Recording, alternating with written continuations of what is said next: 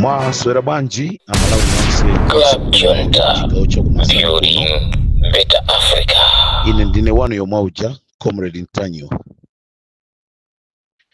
Ndabwera mokakamizika chifukwa cha mauthenga ochuluka amene akubwera okhuzana ndi ndondomeko ya fertilizer, okhuzana ndi ndondomeko ya kulandira chakudya chimanga chimene boma linakonza.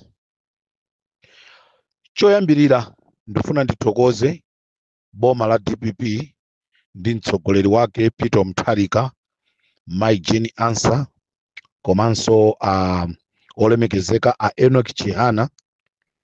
Ndikufunanso ndithokoze nduna ya zachuma a Mwanamveka. Ndithokozeso nduna imene ikuona za agriculture. Koposaposa kuthokoza kwanga kupitirire kwa Mai Joyce Banda amene sakutopa, amene sanatope, amene ndi munthu amene sasungira mangawa. Mai Joyce Banda ndi munthu amene sasungira mangawa, olo munthu utamulakwira cha mtundu wanji samakumbusa chimene unamulakwira. Chimene amadziwa ndikunena kuti ndibwere ndigwire ntchito ndi anthu. Chimene amadziwa iwo ndikupitisa patsogolo chitukuko cha dziko. Mai Joyce Banda kumene muliko mumve mkati mwa mtima mwanu kunena kuti mwana wanu Comrade Ntanyo akuti zikomo kwambiri. Mukutumidwa ndi boma kumakagwira ntchito, komanso simukutopa, mukubwera ndikulithandiza boma apa tikanapanga chonchi, apa tikanapanga chonchi. Ndikanakonda ena tonse amene tinaluza masankho, ndikuziwa MCP singatero, koma ena anu mukanatha kutero kugwira ntchito ndi boma. Boma la DPP langokhala myezi 3, myezi 4. Sindikudziwa inuyo amalawi, mkazi wanu anali woyembekezera, wabereka mwana wamkazi owamamuna. Sindikudziwa ngati mungathe kuyembekezera zabwino zochoka kwa mwana ameneyi wa zaka zitatu, wa myezi 3 kapena myezi 4. Koma ineyo ngati Comrade Ntanyo ntakhala kuti ndalandira mphatso ya mwana, sindingayembekeze kulandira china chilichonse chabwino kuchokera kwa mwana ameneyi chifukwa akadali wang'ono. Koma pamene akukula, chaka ndikumakwanisa, zaka ndikukwanisa 2 zitatu, kumuyankhula ndikhoza kuziwa zonoti akhoza kuzindikira ndikanena kuti choka, adziwa kuti awatu akundipasa saini yonena kuti ndichoke pamalopa. So ndifuna ndithokoze utsogoleri wa Mai Joyce Banda posiya china chilichonse, koma kunena kuti ine ndigwira ntchito ndi Peter Mutharika. Mwaonesa chikondi kwa Malawi, komanso mwaonesa kukonda dziko lanu. Simunali pamene pakufuna udindo okha, koma cholinga chanu chinali kutukula dziko la Malawi ndi anthu okhala m'Malawimo. Ndikufuna ndithokoze. Ndibwerere mbuyo kunena kuti audio yanga imene ndikuyankhulayi yandipangisa chifukwa cha anthu ochuluka amene akunditumizira mauthenga. Ndendati ndipereke uthenga ukuboma. Aboni Kalindo ayankhulapo kale, koma ineyo ndikungofunanso ndingotsindika kunena kuti zikusonyeza kunena kuti boma lina lililonse, kona ina iliyonse ikudandaula za ndondomeko za fertilizer kapenanso chimanga. Ndifuna ndithamange ndipite ku Mangunda. Muzi wantu 6,000 ku Mangunda walandira chimanga, matumba ochepa. Pa matumba ochepawo munthu mmodzi akalandira thumba akunena kuti agawane ndi anthu 15. Amalawi mutenge 50 kg agawane anthu 15 aliyense akutenga ma kg angati. Mukhoza kuona kuti ndi chimanga chochepa olo kupita ku chigayo kaufa kakasalira momwemo zotuluka mmenemo zikakhala zochepa. I can't blame this government. Main reason, it's only 3 months. Mwina sana khale ndi nthawi yabwino yokhala pansi poona period inali yochepa, komano anazikakamiza kuti kuli bwino tikwanirise mwa zina zimene tinalonjeza anthuwa. Ndikutipasa chimanga, ndikuonesesa kunena kuti mafuta agalimoto asasowe, komanso fetreza anthu atapase munyengo yoyenereka. Zimene taziona amalawi, zimene kuzaka 5 zapitazo tinalephera kuziona mukanthawi kochepa kamene azathu anatenga boma in 3 months, in 4 months. Fetreza anakagulidwa ku buchara. Amalawi ambiri analephera kumpeza fetreza. Panopa ngakhale tikupangidwa njomba koma si aboma akupanga fetreza. Ndinali ndi pempho boma la DPP, chipani cha DPP, mtsogoleri Peter Mutharika, Jenny Ansah komanso achihana mothandiziridwa ndi amayi Joyce Banda. Ndimafuna ndipemphe pempho ili ngati ndikotheka panopa nyengo ikupita, sizingatheke mukakhalenso pansi pa drawing board kuti muzipange zinthu. Nyengo ikhala ikutha. Ngati ndikotheka next season imene ikubwera chaka chamawa, tatikonzekeresani ndondomeko yabwino imene munayiyambayi. Zikusonyeza kunena kuti mafumu onse ku Malawi aononga programu imene munayikonza, programu imene inali yokongola. Ndibere mawu amene amakonda kuyankhula Aboni Kalindo. Programu imene inali yokongola mafumu ayirakwisa. Mafumu athu zimene mukupanga ndi chani? Mufuna kuntukwanisa Peter Mutharika pamene iyeyo wakagula zinthuzo kuti zikafikire anthu, koma ife amalawi sitikudziwa kuti chimene timafuna kwenikweni ndi chani.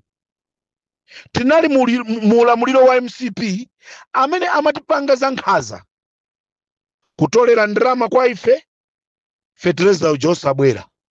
Lelo boma lagula fetreza, mafumu zona mungamafuneso ndrama ya pamwamba, munthu akafuna kutenga koponi yake kuti akagule fetreza. Kokagula fetreza amene mukugulisa fetreza mukufunaso 10,000, 20,000. Fetreza ndi wa 10,000 kale, nde mukutengaso 10,000 kwa mphawi uja, mukutengaso 50,000 kwa mphawi kuti apeze thumba la fetreza. Chimene chili chinthu cholakwika.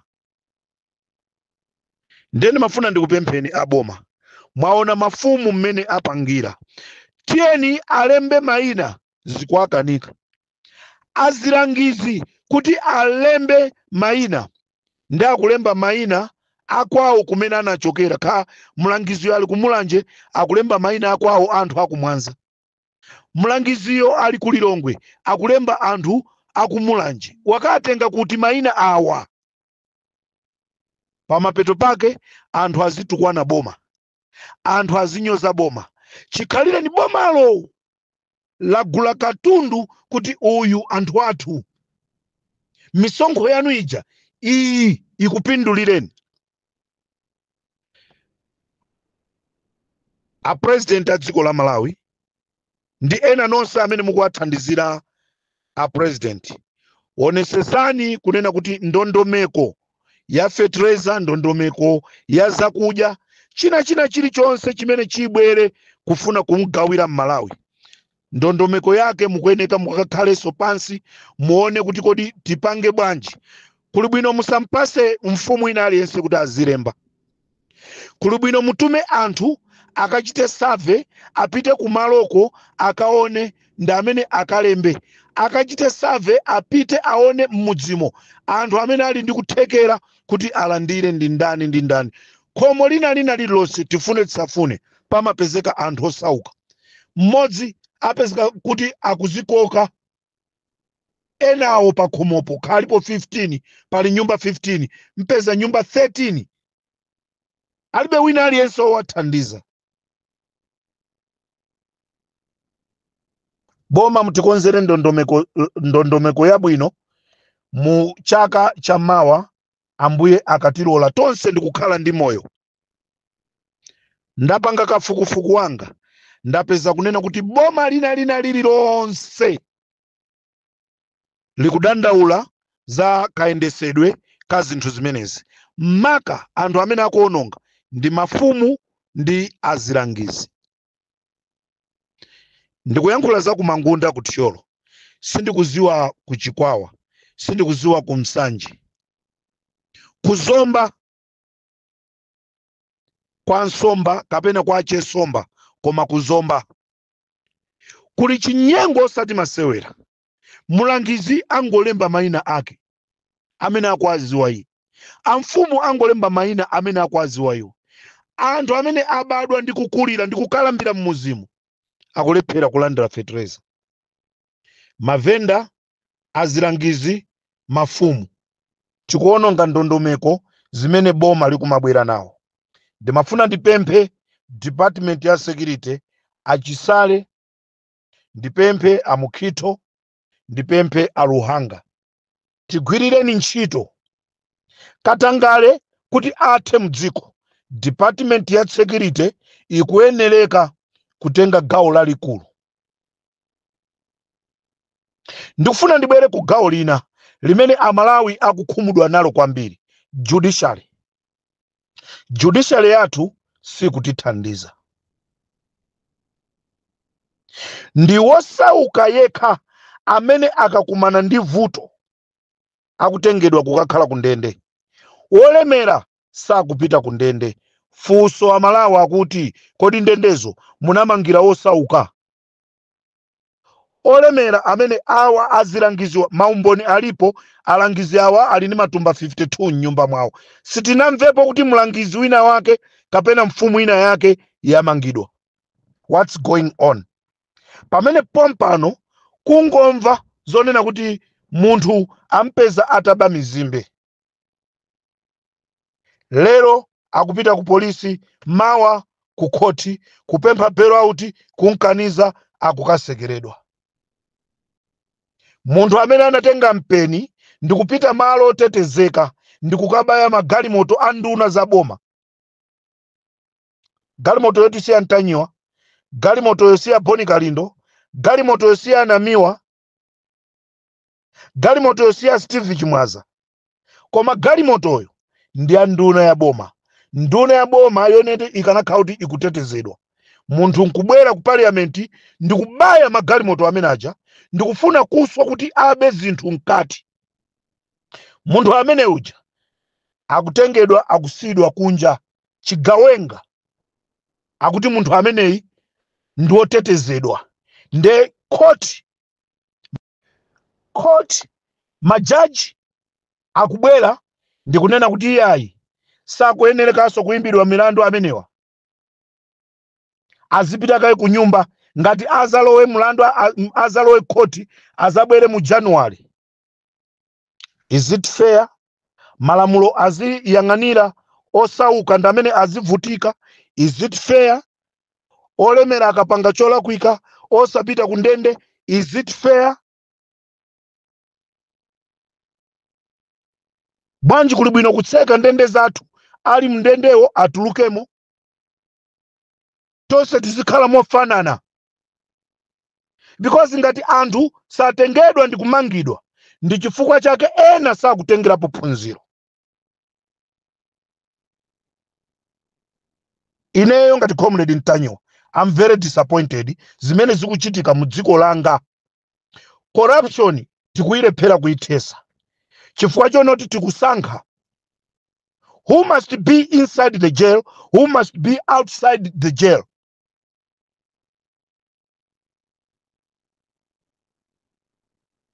judiciary yathu sili bwino, ili porous. Zaka 75 munthu akhala ali ku judiciary. Anaja amene amaliza nawo maphunziro awo a law akagwirira kuti ntchito yawo.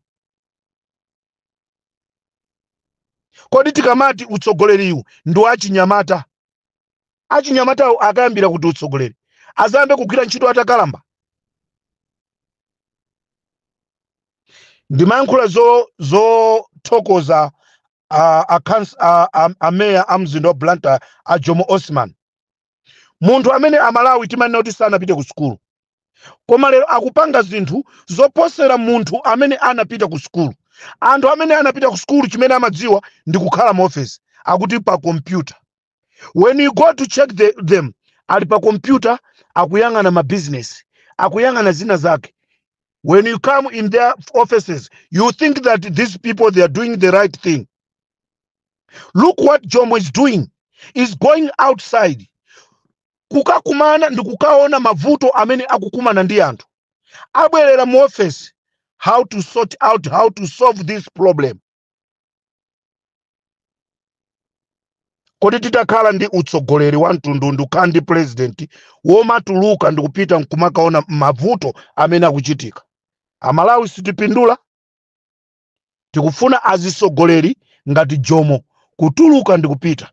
Mawa ndi nkucha Jomo akazanena kuti ndifuna ndipikisane nawo pa president, anthu tizane naso kuti ndosaphunzira. We rather have someone who can lead us even if he is not educated, koma amene ali ndi kuthekera konena kuti akhoza kwayang'anira anthu. Because what we are looking for ndi chikhalidwe ndi umunthu wa munthuyo, zelu zachibadwidwe za munthuyo. Traore alibe ma PhD, alibe ma degree, alibe machani. Look what is happening in Burkina Faso. Dziko likutukuka munyengo yochepa, dziko latukuka kuposa maiko amene analandira ufulu akuti zaka 75, zaka 65. Malawi kungokhala the same level. Is not Malawi is not going anywhere. Chifukwa cha anthu amene timakhala nawo onena kuti aliyang'anire, alitsogolere dziko lathu. Akabwera anthu abwino ngati a Peter Mutharika ofuna kuliyang'anira dziko lija bwino, ena tikubwera, we want to pull down Peter Mutharika. Now our stupidness, tili busy Peter Mutharika kudwala, Peter Mutharika kudwala, Peter Mutharika kudwala. Pamene Peter Mutharika akugwira ntchito zofuna kutukulaso dziko la Malawi, lofuna kuti dziko la Malawi lipite patsogolo. Anthu we are busy propaganda. Akudwala, akudwala. Ndana amene samadwala. Amanu inuyo samadwala. Inuyo abambo anu samadwala. Inuyo agogo anu sanambe adwalapo. Busy getting. Ndana amene sanambe wadwalapo. Titati tifuse ku Malawi ndi ndana amene sanadwalepo, amene sanapite ku chipatala. Why we got hospitals? Why we got hospitals? Reason. Munthu ngati sakupeza bwino nthupi apite ku chipatala. We are wasting our time kumpunena president akudwala pamene umoyo wake uli bwino akugwira ntchito mawa zizapindulira ife. Peter Mutharika ali busy kukumana ndi donors athandize dziko la Malawi kuti mwina pamene anaononga MCP pakhale bwino. Koma tikuchedwa. Chitani sort out mavuto kuchipani kwanuko ngati mufuna mzalowe mboma. But I don't think that MCP will come back again in power. Pomaliza aboma tikufuna nkhani za Clement Chiwaya. Panopa za chimanga za fetereza ziko mukwambiri. Taziona. Tikufuna nkhani za Clement Chiwaya, tidziwe what happened ndi Clement Chiwaya. Who killed Clement Chiwaya? Anazimisa magesi. Anazimisa makamera ku State House. We want to know him. We know them. We will expose them. Tukufuna boma mbwere poera mutuuze who killed Clement Chiwaya. Amene anapha Imedi tukufuna timdziwe. Amene ana agenda ma civil servant aja. This is the right time tukufuna tadziwe. Malawians vote for DPP and APM kuti tizaziwe chilungamo cha ngozi ya ndege. This is the right time tukufuna tidziwe who killed Chilima, who make a plot to kill Klaus Chilima. This is the right time. December ikupita tukufuna mkhale maofesi pamene tikuyamba January commission of inquiry ikazikisidwe with immediately, failing which Amalawi tipita pamseu tipanga ma demonstrations kukakamiza boma kuti tufuna tidziwe chinapha vice president. Osati kuti boma sili kuyendesedwa bwino koma tufuna tidziwe who killed Kasambala Raf.